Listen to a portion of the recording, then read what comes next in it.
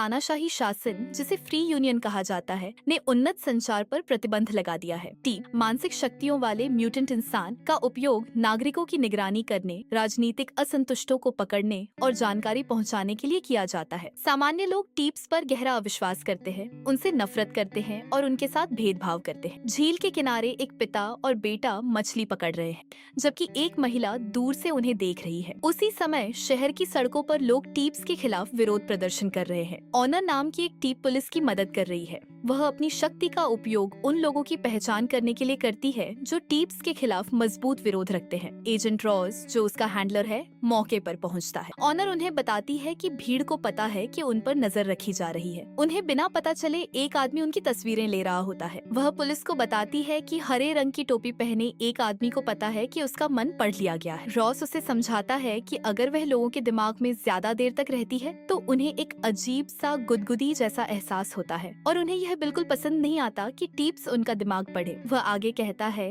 कि अब बहुत देर हो चुकी है, उन्हें सब पता चल गया है। भीड़ अचानक उनकी ओर दौड़ने लगती है। पुलिस उन्हें रोकने की कोशिश करती है, जबकि ऑनर उनके दिमाग पढ़ती रहती। तभी एक नकाब पहने आदमी भीड़ में शामिल होता है, उन पर मोलोटोव कॉकटेल फेंकता है और भाग जाता है। रॉस उस नकाबपोश आदमी का पीछा करता है। सड़कों पर दौड़ते हुए वह आखिरकार उसे पकड़ लेता है, उसका नकाब उतारता है और उसे गिरफ्तार कर लेता है। उस आदमी को मुख्यालय ले जाया जाता है। मुख्यालय में एक अन्य एजेंट रॉस को बताता है कि फ्री यूनियन सड़क पर होने वाले विरोध प्रदर्शनों पर प्रतिबंध लगाने की योजना बना रहा है, क्योंकि वे युद्ध शुरू नहीं करना चाहते। वह उसे संदिग्ध से बरामद किया गया नकाब दिखाता है। ऑनर वहां पहुंचती है और बताती है कि उसे सीनियर एजेंट ओखिले ने बुलाया है। ओखिले ऑनर के बारे में पूछता है। वह रॉस से कहता है कि ऑनर ने दंगा भड़का दिया, जो काफी जोखिम भरा है। ओखिले यह भी जोड़ता है कि ऑनर के पास आम लोगों के विचारों तक पूरी पहुंच है, जो एक तरह का वरदान है। लेकिन एक टीप के साथ काम करना रॉस को असहज बनाता है और मुख्यालय के बाकी एजेंट भी उसकी मौजूदगी से खुश नहीं है। बाद में रॉस ऑनर से मिलता है। दोनों मिलकर रैडबोन से मिलते हैं, जो एक अराजकतावादी समूह का हिस्सा है और टीप्स के खिलाफ लड़ रहा है। रैडबोन कोई जानकारी देने से इनकार कर देता है। रॉस उसे नकाब दिखाता है और पूछता है कि यह क्या है। रैडबोन उसे कहता है कि इसे पहनकर खुद पता लगा लो। रॉस ऑनर को अंदर लाता है। वह रैडबोन का दिमाग पढ़ना शुरू करती है, जबकि वह विरोध करने की कोशिश करता है। वह उसका पूरा नाम बताती है, जॉन रैडबोन। उसके अंदर बहुत गुस्सा और अहंकार है। वह चाहता है कि उसका बड़ा भाई वहाँ होता और उस पर गर्व करता। उसकी माँ उसके साथ दुर्व्यवहार करती थी। वह उससे प्यार करता था, लेकिन उसे आकर्षक भी मानता था। वह उसे पूल के पास देखता था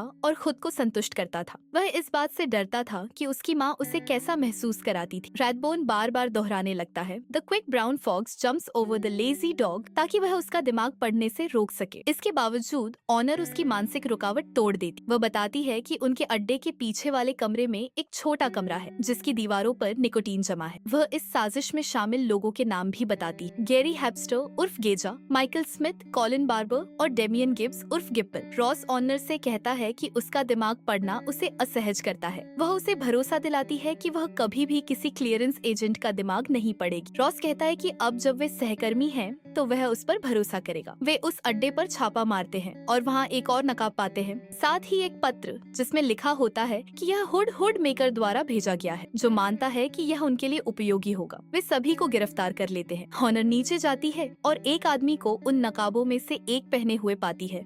रॉस अन्य एजेंटों के साथ वहाँ पहुँचता है। ऑनर उस आदमी का दिमाग पढ़ने की कोशिश करती है, लेकिन वह असफल रहती है। रॉस उसे गोली मार देता है। ऑनर रॉस से कहती है कि वह उस हुड के जरिए उसका दिमाग नहीं पढ़ पाई। दूसरी ओर फ्री यूनियन का एक उच्च पदस्थ अधिकारी फ्रैंकलिन मैरी नाम की एक टीप को यातना दे रहा है। उसे मजबूर कर रहा है कि वह उसके अंधेरे विचारों और कल्पनाओं को महसूस करे। इसके बाद वह अपनी कार में जाता है और एक बॉक्स प्राप्त करता है, जिसमें वही नकाब और वही पत्र होता है। उस रात उनके गहरे मानसिक संबंध के कारण फ्रैंकलिन द्वारा कैद की गई अन्य टीप्स भी मैरी का दर्द महसूस करती हैं, जिनमें ऑनर भी शामिल है। वह उसे सांत्वना देने की कोशिश करती है। अगली सुबह रॉस सड़कों से गुजरते हुए ऑनर से मिलता है। वह उससे कहती है कि उसे वहाँ नहीं आना चाहिए था। वह बताती है कि टीप्स को उसका पुलिस के साथ काम करना पसंद नहीं है। रॉस कहता है कि परेशानी ऐसी जगहों से शुरू होती है, जैसे ये इलाके यानी गेटो। वह जवाब देती है कि वे परेशानी नहीं चाहते, वे सिर्फ अपनी जिंदगी जीना चाहते हैं। रॉस अन्य एजेंटों को उस नकाब का विश्लेषण बताता है। यह नकाब बिना ब्लीच किए हुए वैक्स लिनन से बना है और इसके निर्माण के दौरान इसे आयोनिक लिक्विड मेटल में डुबोया जाता है जो उन विद्युत संकेतों को ब्लॉक करता है जिन्हें टीप्स पढ़ते हैं। वह एजेंटों को निर्देश देता है कि वे पता लगाएं कि इतनी उन्नत तकनीक तक उनकी पहुंच कैसे है। ऑनर अपनी क्षमता का उपयोग करके वैक्स लिनन के बारे में जानकारी जुटाती है। वह बताती है कि यह एक सेलुलोज फाइबर है जिसमें वेफ्ट यार्न इस तरह बुने जाते हैं कि यह हल्का, सांस लेने योग्य और मजबूत हो। इसका उपयोग मुख्य रूप से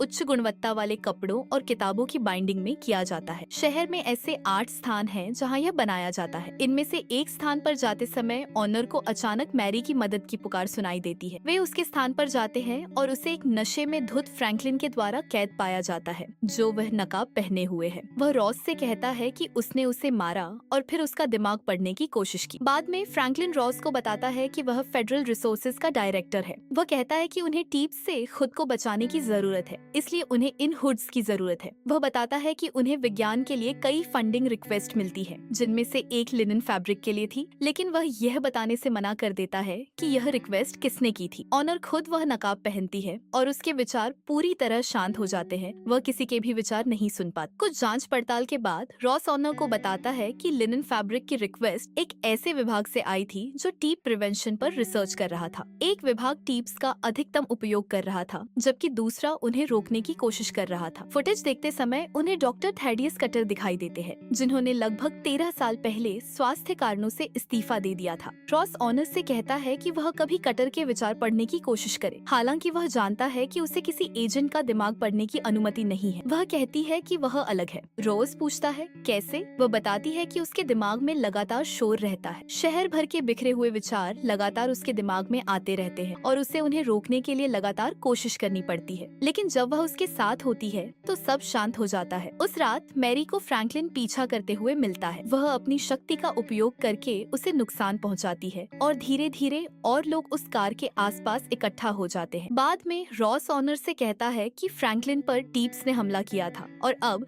वह एक छोटे बच्चे की तरह व्यवहार कर रहा है। वह यह भी बताता है कि इसमें मैरी शामिल थी। मैरी टेलीपैथिक रूप से ऑनर से कहती है कि यह सब शुरू हो चुका है और उसे सबको बताने के लिए कहती है। रॉस ऑनर से कहता है कि वह मैरी का पता लगाए, लेकिन वह कहती है कि उसे नहीं पता कि वह कहाँ है। रॉस उसे बताता है कि यूनियन हर टीप को गिरफ्तार कर रही है और वह उसे भी गिरफ्तारी से नहीं बचा पाएगा। वह कहती है कि उसके पास जाने के लिए कोई जगह नहीं है। वह खिड़की से बाहर देखती है और अपने साथी टीप्स को पीटे जाते और गिरफ्तार होते हुए देखकर परेशान हो जाती। रॉस उसे अपने घर ले जाता है और दोनों के लिए पेय डालता है। वह उससे कहता है कि उन्हें एक दूसरे पर भरोसा करना होगा। वह उससे पूछता है कि अगर उसे किसी टीप अंडरग्राउंड के बारे में पता चले तो क्या वह उसे बताएगी। वह पलटकर पूछती है कि क्या वह उसे बताएगा कि सामान्य लोग उनके साथ क्या करने की योजना बना रहे हैं और अगर कोई विद्रोह हुआ तो उनके साथ क्या होगा। रॉस उसे कहता है कि अगर उसे भरोसा नहीं है तो वह उसका दिमाग पढ़ सकती है। वह उसे इसकी अनुमति देता है। वह बताती है कि वह अपनी माँ के विचार गर्भ में रहते हुए ही पढ़ सकती थी, सिर्फ शब्द ही नहीं बल्कि भावनाएं भी। वह लोगों को पढ़ सकती थी किताबें पढ़ने से पहले ही। इससे लोग डर जाते थे और उससे दूर हो जाते थे। वह कहती है कि वह उसे दूर नहीं करना चाहती। वह रॉस और उसके पिता की तस्वीर देखती है। रॉस बताता है कि उसके पिता एक खुली किताब की तरह थे। उनके पास छुपाने के लिए कुछ भी नहीं था। वह टीप्स से भरे कमरे में भी जाने को तैयार रहते थे क्योंकि उन्हें किसी बात का डर नहीं था। वह कहती है कि तस्वीर में वह खुश लग रहा है। रॉस कहता है कि वह उस समय सबसे ज्यादा खुश था। पानी की आवाज, शांति। वह इसे जेन कहता है जो दिमाग को साफ कर देता है। वह कहती है कि जब वह उसके साथ होती है तो उसका दिमाग भी वैसा ही महसूस करता है। दोनों एक दूसरे को चूमते हैं और करीब आते हैं। रॉस अपने पिता के साथ मछली पकड़ने का सपना देखता है। वह उठता है और देखता है कि ऑनो कुछ पढ़ रही है। वह कहती है कि अगर कटर ने साइंस डिवीजन छोड़ दिया था तो उसे हुड बनाने के लिए लिनन का सप्लायर चाहिए होता। रॉस कहता है कि उन्हें उन आउटलेट्स पर कुछ नहीं मिला। ऑनर उसे याद दिलाती है कि लिनन का उपयोग किताबों की बाइंडिंग में भी होता है। वह यूनियन बुक डिपॉजिटरी का नाम लेती है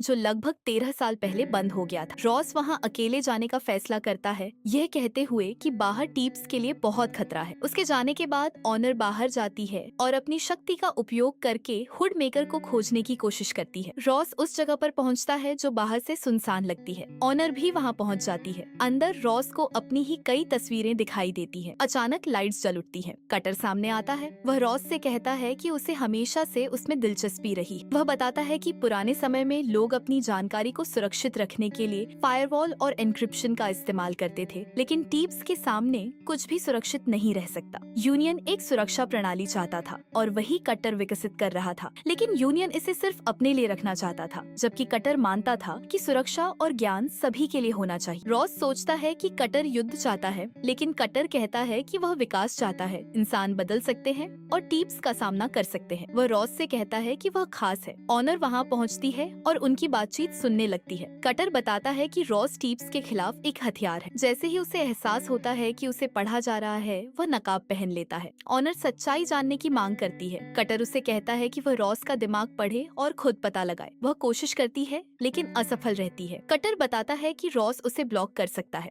ऑनर गाना शुरू कर देती। रॉस देखता है कि टीप्स तेजी से उस जगह की ओर बढ़ रहे हैं। रॉस कटर से बाहर निकलने का दूसरा रास्ता पूछता है। कटर बताता है कि उसके ऑफिस में फायर एस्केप है और वह टीप्स को रोकने के लिए खुद को बलिदान देगा। रॉस ऑनर से कहता है कि वह उसे सच बताने वाला था, लेकिन सही समय का इंतजार कर रहा था। वह भाग जाती है और दरवाजा बंद कर देती है। टीप्स वहाँ पहुँचते हैं, कटर को मार देते हैं और उसके बनाए सभी हुड जला देते हैं। रॉस ऑनर से कहता है कि अब उनके पास कोई और रास्ता नहीं है। वह उसे झूठा कहती है। वह जवाब देता है कि उसने भी उससे झूठ बोला क्योंकि वह टीप्स को वहाँ लेकर आई। वह कहता है कि हर किसी को अपने राज रखने का अधिकार है। वह उसे चोट नहीं पहुँचाना चाहता था और उसे ब्लॉक करना उसका फैसला नहीं था। वह उससे कहती है कि वह उसे अपना दिमाग पढ़ने दे ताकि वह सच्चाई जान सके। रॉस मान जाता है। वह उसके दिमाग में देखती है उसके पिता के साथ मछली पकड़ने की यादें और ओखले के साथ उसकी बातचीत। रॉस शुरुआत में ऑनर पर भरोसा नहीं करता था और उसे उसका भरोसा जीतने के लिए कहा गया था ताकि वह योजना के बारे में पता लगा सके, लेकिन वह यह भी देखती है कि वह सच में उससे प्यार करने लगा था। वह उससे कहता है कि वे शहर छोड़ सकते हैं। वह कहता है कि वह उसका दिमाग पढ़ सकती है लेकिन उसका दिल नहीं। वह उससे उस पर विश्वास करने की गुहार करता है, यह कहते हुए कि अब वह एक खुली किताब है, बिल्कुल अपने पिता की तरह। एपिसोड का अंत होता है।